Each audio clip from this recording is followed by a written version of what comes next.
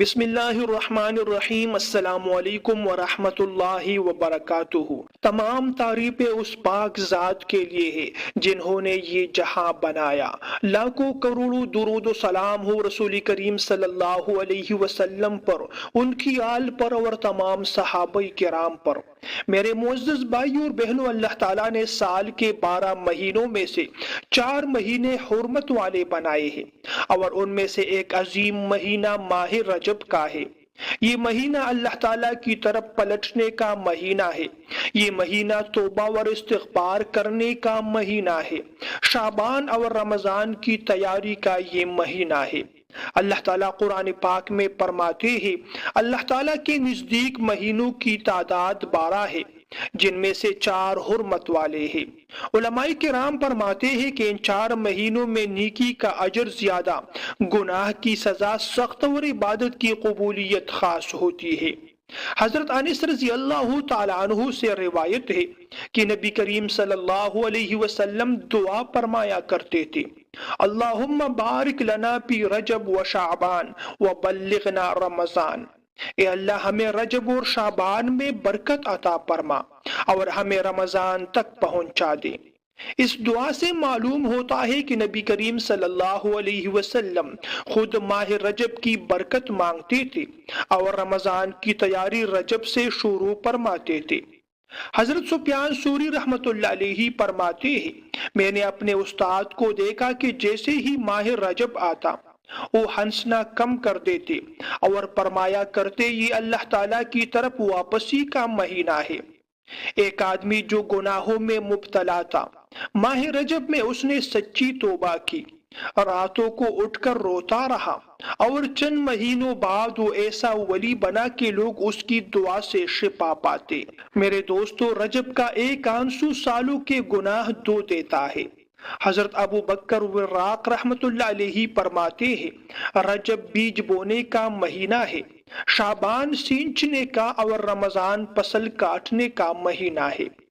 امام غزالی رحمت اللہ علیہ فرماتے ہیں، جو انسان رجب میں زبان، آنکھ اور دل کی حفاظت کر لے، وہ رمضان میں تقوی پا لیتا ہے۔ معزز بھائیوں اور بہنوں، آپ لوگوں کو ایک وظیفہ، ایک چھوٹا سا عمل بھی بتا رہا ہوں جو آپ کے لیے فائدہ مند ثابت ہو سکتا ہے۔ آپ لوگوں نے فجر کی نماز کے پڑھنے کے بعد یا عشاء کی نماز کے پڑھنے کے بعد یہ عمل، یہ وظیفہ پڑھنا ہے۔ اگر آپ لوگ تہجد کے لیے اٹھ سکتے ہو تو تہجد میں یہ وظیفہ پڑھنا زیادہ سود مند ثابت ہو سکتا ہے، آپ کی دعائیں اور حاجات پوری ہو سکتی ہے۔ تو آپ لوگوں نے وظیفہ کرنے سے پہلے وضو کر لینا ہے۔ وضو کرنے کے بعد قبلہ رخ ہو کر بیٹھیے تنہائی میں، اور یکسوئی کے ساتھ آپ نے یہ وظیفہ پڑھنا ہے۔ اگر آپ کے پاس جیب میں موبائل ہو تو اپنے موبائل کو سائلنٹ کیجیے اور دل میں یہ نیت کرے کہ اللہ تعالیٰ کی رضا پانے کے لیے اور مغفرت اور بخشش کے لیے میں یہ وظیفہ پڑھ رہا ہوں۔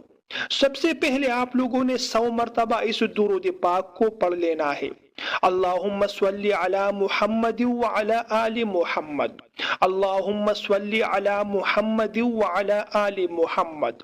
اگر آپ لوگ یہ پڑھنا چاہو تو بھی پڑھ سکتے ہو، لیکن اگر آپ لوگ درود ابراہیمی پڑھو تو اس کا اجر و ثواب آپ کو زیادہ ملے گا۔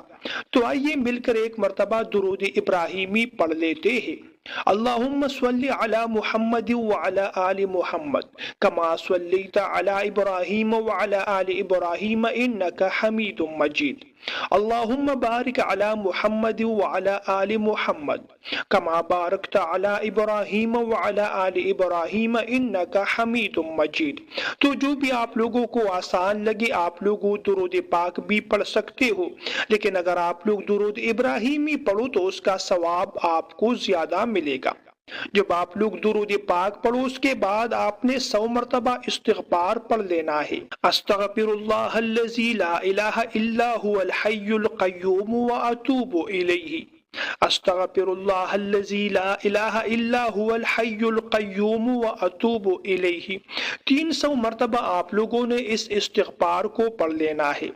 دل میں اپنے گناہ یاد کر کے شرمندگی کے ساتھ پڑھیے، اور جب آپ لوگ یہ وظیفہ یہ عمل مکمل کریں تو آخر میں آپ نے ہاتھ اٹھانے ہیں، اپنے گناہوں کی معافی مانگنی ہے، اپنی خطاؤں نافرمانیوں پر رونا ہے، رزق میں برکت کے لیے دعا مانگے، بیماریوں سے شفا پانے کے لیے دعا مانگے، نیک اور صالح اولاد کے لیے دعا مانگے، قرض کا بوجھ ہے یا کوئی پریشانی ہے تو ساری پریشانیوں سے آپ لوگ دعا مانگیے، اور یہ دعا بھی ضرور مانگیے، اے اللہ رجب کی حرمت کے صدقے ہمیں بدل دے، ہمیں سوار دے اور ہمیں اپنا بنا لے۔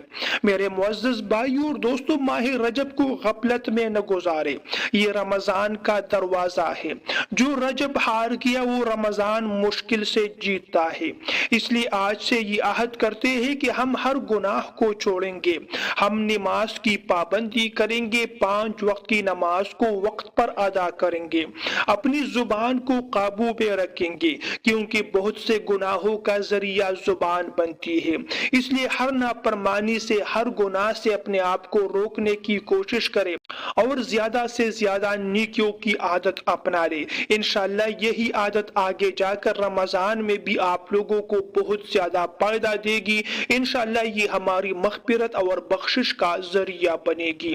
معزز بھائیوں اور دوستوں، یہ تھی میری آج کی ویڈیو۔ اگر ویڈیو پسند آئے تو لائک اور شیئر کرنا مت بھولیے گا۔ مزید ایسی ویڈیوز دیکھنے کے لیے میرے چینل کو ضرور سبسکرائب کیجیے۔ اگلی ویڈیو تک کے لیے آپ لوگوں سے اجازت چاہتا ہوں۔ اللہ نگہبان۔